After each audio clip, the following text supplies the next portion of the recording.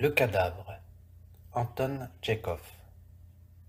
Une calme nuit d'août, une buée qui s'élève des champs enveloppe d'un linceul mat tout ce que l'œil peut embrasser.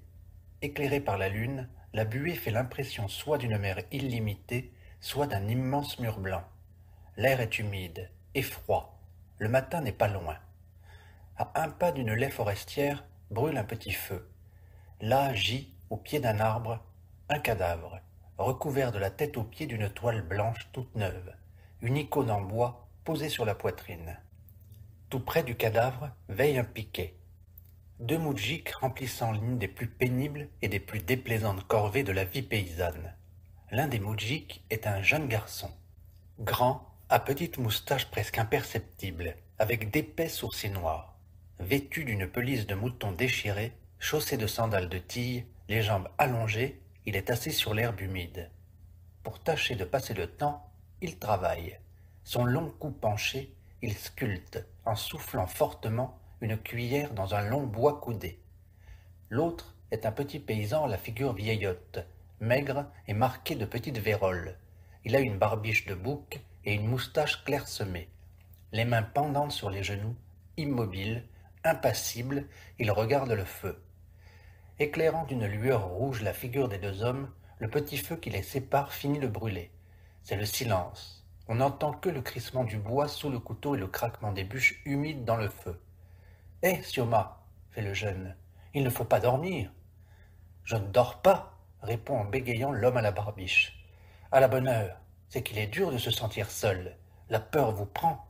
Tu devrais raconter quelque chose, Sioma. »« Je ne sais pas. » « Un drôle d'homme que tu fais, Simouchka. Les autres peuvent rire, raconter des choses à dormir debout, chanter un air. Et toi, Dieu sait ce que tu es. Tu restes comme un épouvantail, les yeux écarquillés sur le feu. Tu ne sais pas dire un mot qui vaille et l'on dirait que tu as peur de parler. Tu ne dois pas être loin de la cinquantaine et tu as moins de sens qu'un enfant. Ça ne te fait donc rien d'être tout sot? Ça me fait, répond tristement l'homme à la barbiche. Et nous, crois-tu que ça nous fasse rien de voir ta bêtise? Tu es un brave moudjik qui ne boit pas. Mais le malheur est qu'il n'y a pas d'esprit dans ta tête. Mais si Dieu t'a affligé en te privant d'esprit, tu devrais tâcher d'en trouver. Essaie donc, Sioma. Quand tu entends quelque chose de bien, pénètre-t'en, essaie de comprendre, et réfléchis, réfléchis.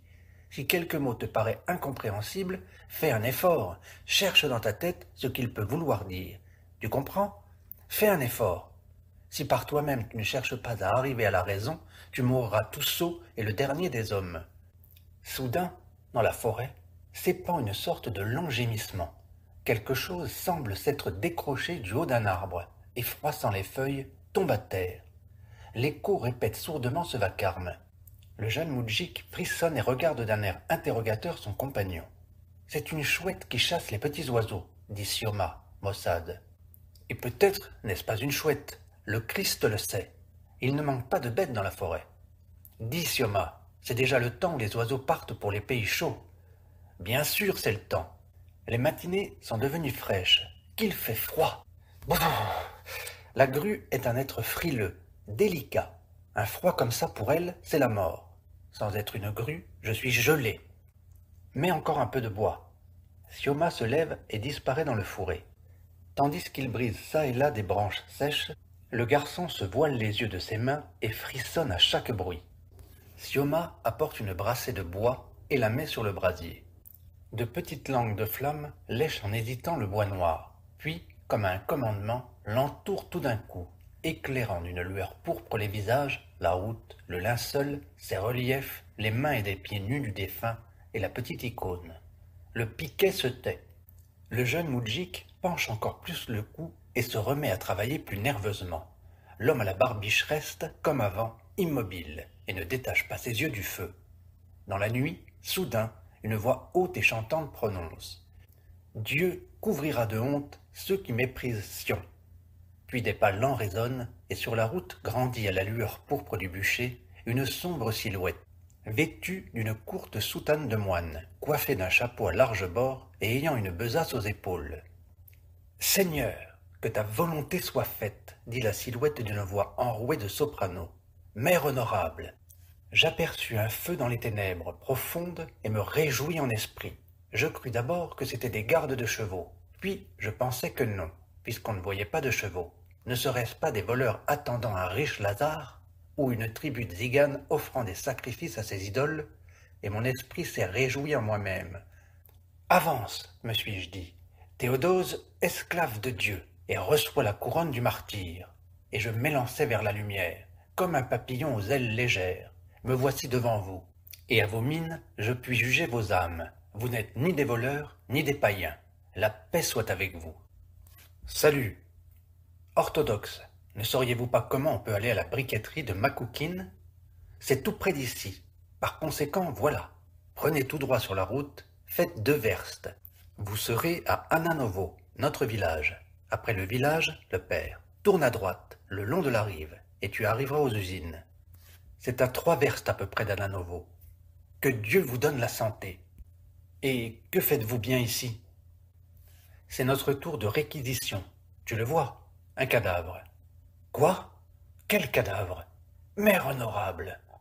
Apercevant la toile blanche et dessus la petite icône, le pèlerin eut un tel frisson qu'un réflexe secoua ses jambes. Ce spectacle inattendu le paralysait. Il se ramassa sur lui-même et, bouche bée, les yeux écarquillés, resta comme fiché en terre.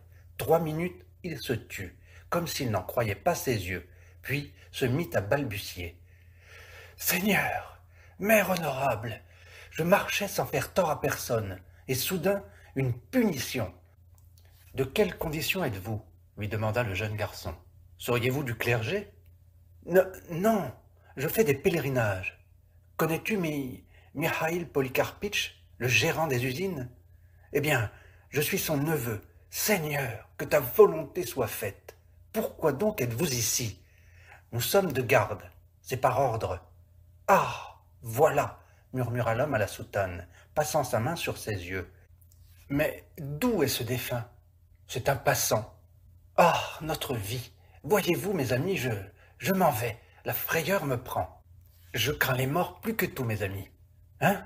Dites un peu. Tant que cet homme vivait, personne ne faisait attention à lui. Et maintenant qu'il est mort et tombe en corruption, nous tremblons devant lui comme devant quelque glorieux chef d'armée. Ou devant un éminentissime monseigneur. Ah, notre vie! Et quoi? Est-ce qu'on l'a tué? Le Christ le sait. Il se peut qu'on l'ait tué, ou peut-être est-il mort de sa belle mort. Ah, voilà, voilà. Qui sait, frère, son âme goûte peut-être en ce moment les douceurs du paradis. Son âme est encore ici, dit le garçon. Elle rôde autour du corps. De 3 jours, elle ne s'en éloigne pas. Oui, on le dit. Quel froid il fait! Les dents claquent. Ainsi, par conséquent, il faut aller tout droit, jusqu'à ce que tu tombes sur le village, et de là, tu prendras à ta droite par la rive. Par la rive. Bon, mais qu'ai-je à attendre ici? Il faut partir. Adieu, frère. L'homme à la soutane fait 5 ou 6 pas sur la route et s'arrête. J'oubliais de mettre un kopek pour son enterrement, dit-il. Orthodoxe, est-ce qu'on peut en mettre un? Tu dois savoir ça mieux que nous, puisque tu vas de couvent en couvent. S'il est mort de sa belle mort, ça servira pour son âme, mais s'il s'est suicidé, ce sera un péché. C'est juste. Peut-être en effet s'est-il suicidé. Alors il vaut mieux garder ma pièce. Ah, nos péchés, nos péchés. Même si on me donnait 1000 roubles, je n'accepterais pas de rester ici. Adieu, frère. L'homme à la soutane s'éloigne lentement, puis, à nouveau, s'arrête. Ma raison, marmotte-t-il, ne me dit pas ce que je dois faire. Rester ici, près du feu, et attendre l'aurore? Mais on a peur. Partir, on a peur aussi. Dans l'obscurité, pendant toute la route, je verrai le défunt. Et voilà une punition de Dieu. J'ai fait 500 verstes à pied sans qu'il m'arrive rien. Et maintenant que j'approche de la maison, voilà le malheur. Je ne peux plus avancer. C'est vrai qu'on a peur. Je ne crains ni les loups, ni les voleurs, ni les ténèbres, mais je crains les morts. J'en ai peur, et voilà. Frères orthodoxes, je vous en supplie à genoux, accompagnez-moi jusqu'au village. Il ne nous est pas permis de nous éloigner du corps. Frères, personne ne le verra. Je vous jure qu'on ne le verra pas. Dieu vous en récompensera au centuple. Le barbu, accompagne-moi. Fais-moi cette grâce. Barbu, pourquoi tu te tais toujours? C'est notre bêta, dit le jeune paysan. Accompagne-moi, ami. Je te donnerai 5 kopecks. Pour 5 kopecks, ça se pourrait, dit le garçon en se grattant la nuque. Seulement, c'est défendu.